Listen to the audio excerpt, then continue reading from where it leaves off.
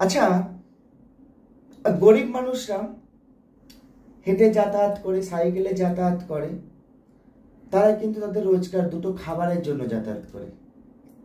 আর ধনীরা 4 চাকা করে জিমে যায়, যে সাইকেলে চড়ে, তারা তাদের স্বাস্থ্যকে ঠিক রাখার জন্য করে।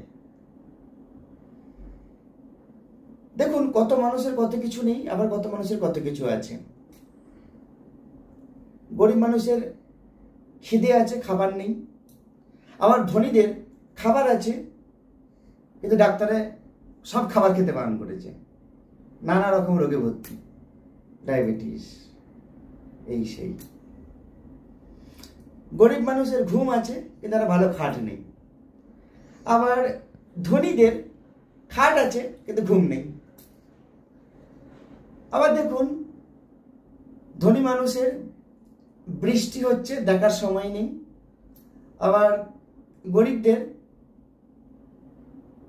বৃষ্টি দেখার অগাধ সময় আছে, কিন্তু দেখলে তাদের রোজগার হবে না, তাকে সেই বৃষ্টিতে ভিজে রোজগার করতে বেরোতে হবে। তাই আমি বলি, এই যে আমরা জীবনে এত কম্প্রোমাইজ করি না, এর এটা নেই, ওর এটা ভালো, ওর এটা খারাপ, আসলে এই কম্প্রোমাইজ করাটা আমাদের জীবন থেকে ছাড়তে হবে। ইউ হ্যাভ টু ডু ইট।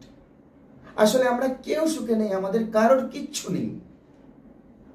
যে যার মতো তার মতো করে সুখে আছে, এটাই আমাদের জীবন।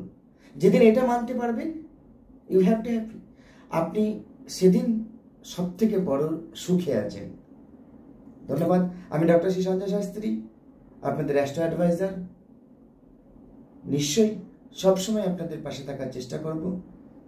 এই বাস্তব অভিজ্ঞতাগুলো যাতে আপনাদের কাজে লাগে, এটুকুই আমার চাওয়া এবং পাওয়া। ধন্যবাদ। Thank you.